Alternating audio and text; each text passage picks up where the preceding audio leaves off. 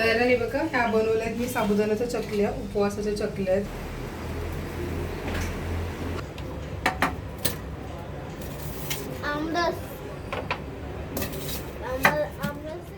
नमस्कार मंडळी, मी दिशा तुमच्या सगळ्यांचं आपल्या एका नवीन व्हिडिओमध्ये स्वागत करते. आणि आज आहे रविवार आणि मी आज बनवणार आहे रव्याची कुरडई. तर त्या बनवणार आहे मी आज. शिवाय ना आंबेसुद्धा आणलेले आहेत त्याचे बनवायचे, तर आपल्याला आंब्याचे साठे. तर हे सगळं आपली पावसाळ्याची, तर हे थांब जरा एक मिनटं. तर ही आपली सगळी पावसाळ्याची सोय आहे. श्रावणात मस्तपैकी वरण भातासोबत कुरडई वगैरे खायला खूप छान लागते. शिवाय मी अजून पापड वगैरे बनवलेले आहेत, साबुदाण्याची चकली, फेण्या वगैरे. ते का मला शूट करता आलं नाही कारण ते ऑफिसला जातानाच मी करून जायचे. तर आज रविवार आहे, तर म्हटलं की चला तुम्हाला दाखवते की मी रव्याच्या कुरडया कशा करते ते. हा माणूस हा नुसता इकडून तिकडून नुसता पळतो. त्याला मी सांगते एवढी गरमी होतीये, तर गरमीमध्ये नको हे पसारा असा करून ठेवतो. हे 2-2 बॉल घेऊन तो खेळणार आहे. हां, बॉलवरती नावं पण लिहिली आहेत, लागेल पायाला वगैरे. तर इकडे आहे ना, ह्या स्टीलच्या डब्यामध्ये मी हा जो अर्धा किलो रवा आहे ना, हा भिजत टाकला होता. वास आला दिशा. तर हा रवा आहे ना, आपण 2 दिवस भिजत टाकायचा आहे. तर आज रविवार आहे, तर मी हा शुक्रवारी टाकलं. तर शुक्रवार शनिवार 2 दिवस भिजवलं आणि आज रविवार आहे. तर शुक्रवारी सकाळी मी पाणी टाकलं आणि संध्याकाळी परत ते पाणी मी चेंज केलं. त्याचा वास जरा येतो, कॅमेरामॅनला पण वास येतो. दिवसातून 2 वेळा त्याचं पाणी चेंज केलं, म्हणजे सकाळी संध्याकाळी असं 4 टाइम पाणी चेंज केलं. त्याच्याने आता हा थोडासा वास येतो नाही, मग खूप जास्त वास येईल. तर आता आपल्याला काय करायचं, हे याचं वरचं जे पाणी आहे ना, हे अलगद आपल्याला काढून घ्यायचं आहे. कारण खाली जो जमा झालेला असतो तो चीक असेल. हे नको वासाने होतं, खायला खूप छान लागतात. पण आता मी ह्याच्यातलं पाणी ना हळूहळू सगळं काढून घेते. आणि जेवढं आपल्याला पाणी काढता येईल ना तेवढं बेस्ट आहे. आणि कसं माहिती का, जो खालचा चीक आहे ना, त्याच्यात जर पाणी राहिलं तर आपली कुरडई जेव्हा आपण करतो ना, तर तिला सुद्धा पाणी राहील आणि कुरडई टाकताना व्यवस्थित होईल, पण ती पलटली जाणार नाही, तिचं चुराबिरा होऊ शकतो. म्हणून म्हटलं की पाणी आपण व्यवस्थित काढून घेऊ. याचा वास येतोय. चल, आता ह्याच्यातलं सगळं पाणी काढून घेतलेलं आहे. आता मी हे दुसऱ्या टोपामध्ये काढते आणि जेवढं आपला चीक असेल ना तेवढंच आपल्याला पाणी वापरायचं आहे याच्यामध्ये. आणि हा रवा मी अर्धा किलो घेतलेला आहे आणि हा बारीक रवा आहे. आता सगळं व्यवस्थित काढून घेऊ. हे बघा, आता हा एवढा चीक आहे ना, तर आपल्याला एवढंच पाणी घ्यायचं आता त्याच्यामध्ये. वास जाम बेकार येतोय.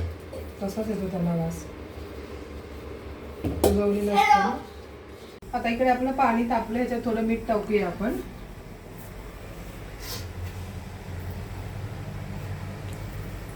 पाणी आता गॅसची फ्लेम आपण एकदम बारीक ठेवलेली आहे आणि थोडं करत आहे ना, आता आपल्याला हे ह्याच्यामध्ये टाकायचं आहे. ॲक्च्युली करायला 2 जण लागतात, म्हणजे एकाने टाकायचं आणि एकाने हलवायचं. पण मी आता पटापट करून घेते. ह्याच्या गोठड्या आपल्याला अजिबात होऊन द्यायचे नाहीये.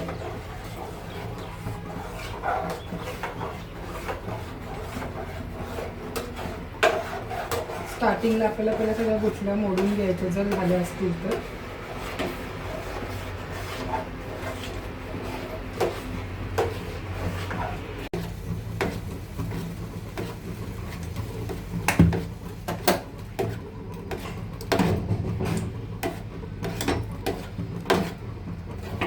गॅसची फ्लेम मी आता बारीक ठेवलेली आहे.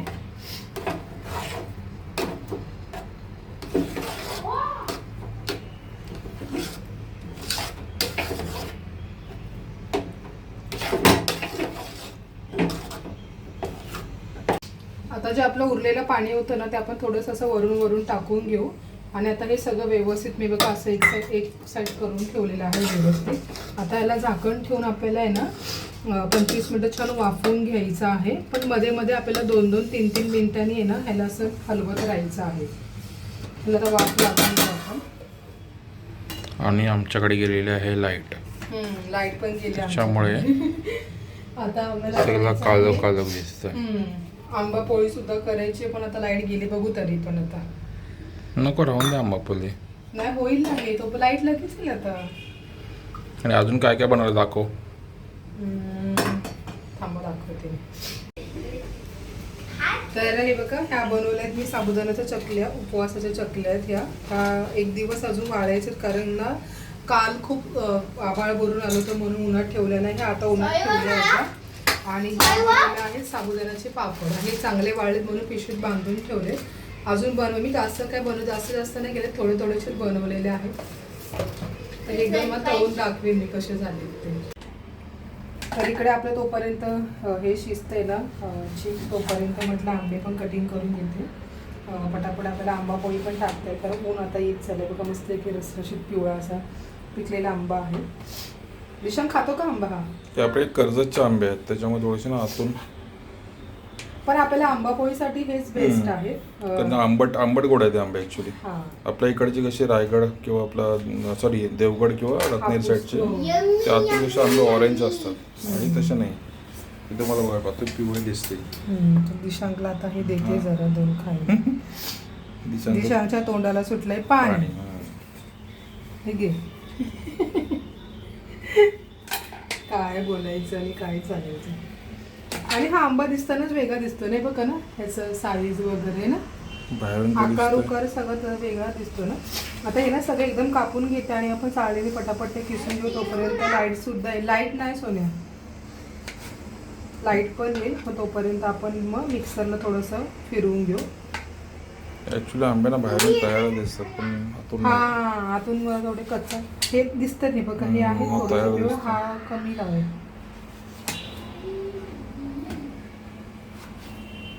चांगलं हे शिजवून घेतलं आणि आता ही गरम गरम असतानाच आहे ना आपल्याला हे फटाफट करायला द्यायचे कारण आता थोडं चुकलं पीठ ना की खूप वेळ लागला आणि आपला हात सुद्धा दुखेल. ते बघा आता हे चमच्याच्या साह्याने असं इथे भरून घेतलं आणि हे आपल्याला फटाफट काढून घ्यायचे. आणि गरम आहे तर थोडंसं जमल्यास हे पण घेतलं तरी पण चालेल, कपडा वगैरे.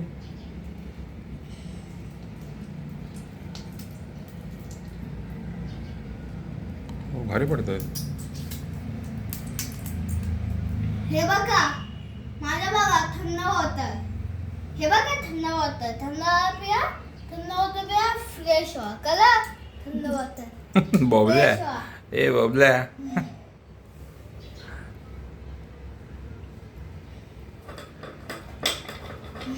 आधी मी आता या घरात पाडून घेते आणि मग नंतर उन्हामध्ये आपण बाहेर टाकणार आहे.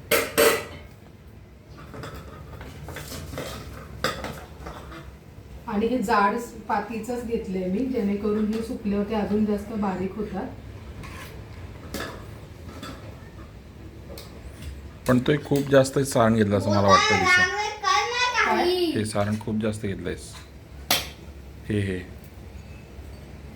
हे जाडा तो सुकल्या बघा अजून बारीक होईल. बारीक होणार का ते? हा एकदम तो हे होणार ना सुकल्यानंतर. आणि काय हा मी अर्धा किलो रव्याचंच करते, जास्त नाही करत आहे कारण ऑलरेडी थोडं केलेलं आहे. तर म्हटलं की राहू दे म्हणून, जास्त पण नको.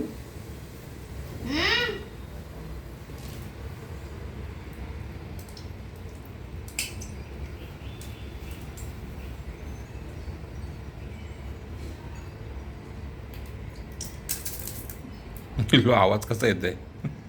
आवाज ओळखीचा वाटतोय. दिशान कसा आवाज येतोय? दिशा आवाज कसा येतोय? शी.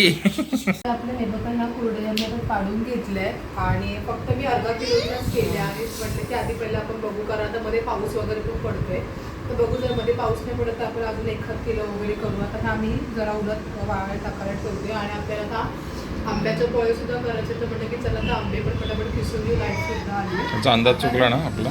अंदाज चुकला नाही.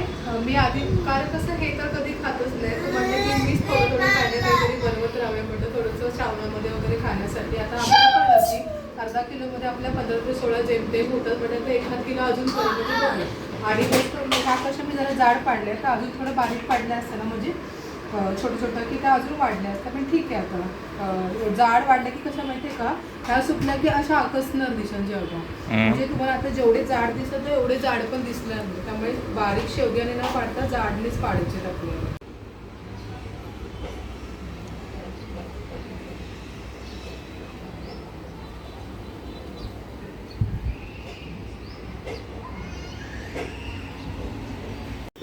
इकडे हे आंबे आहेत ना, हे चाळणीवरती चांगले किसून घेते, म्हणजे ह्याचा हा रस आहे बघा असा पडेल. आणि नंतर ना थोडंसं मिक्सरला आपल्याला परत एकदा फिरवून घ्यायचं आहे, म्हणजे पूर्ण पातळ असं प्युरे बनवून घ्यायचं आहे. मग नंतर तो आपल्याला बॉईल करायचा आहे, तेव्हा ते कुठे जाडसर असं होईल.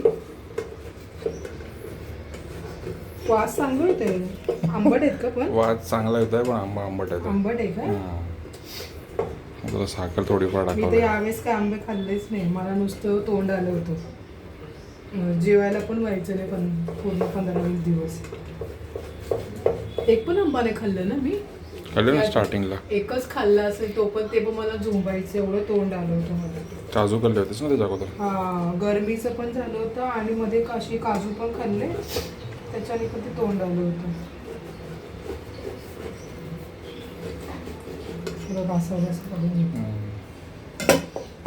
तर आता ह्याच्यात ना थोडीशी चव येण्यासाठी ना मी वेलची टाकते. आणि ना मी आपल्याला मिक्सरला बारीक करायचं आहे ना, म्हणून मी आत्ताच वेलची टाकून घेते. आणि साखर पण मी आत्ताच टाकणार आहे, आणि मग नंतर एकदमच ते बॉईल करून घेणार आहे.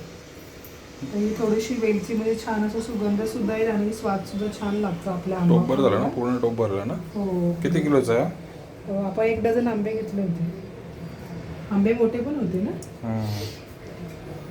साखर पण टाकून घेते हातावर, कारण आंबा कसा आपलं थोडं हिरवट वगैरे आहे ना, म्हणून म्हटलं जास्त साखर रवा पण बस. टाकते.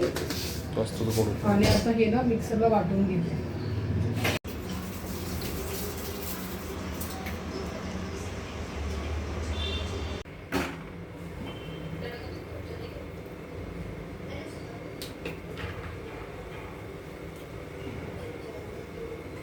अजून एवढा बाकी आहे ना ग्राइंड करायचा. जास्त वेळ नाही लागत, लगेच होतं. बघ कसं मस्त दिसतंय ना.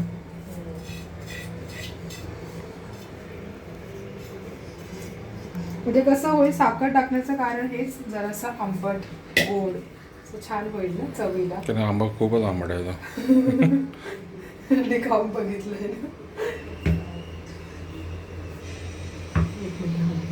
हा आपला जो आंबरस आहे ना, हा शिजवून झालाय.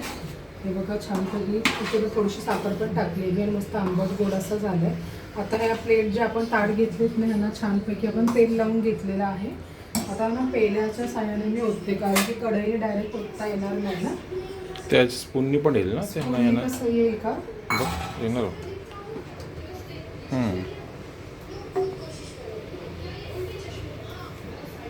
जाड जाड करू ना. जास्त जाडं पण नको, तुला पलटी मारायला हे होईल. हे ना असं होतं पण गुटल्या गुटल्या होतात. आपण किती बारीक वाटलं ना तरी पण ते असंच होतं. ठीक आहे ना असं.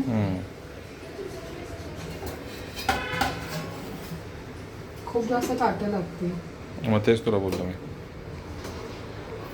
2 दिवस आपण केळीच्या मनात जेवावं लागेल आपल्याला. 2 दिवस लागतील ना सुकायला.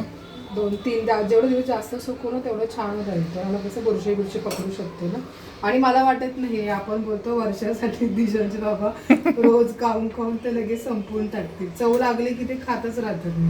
नाही, हे हा प्रकार मला खूप आवडतो. साठ मला खूप आवडतं.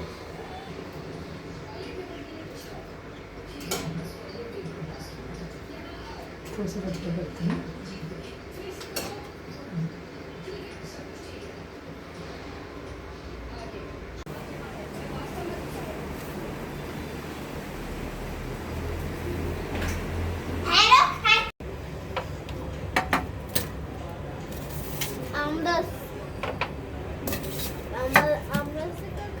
आंबा फोडला.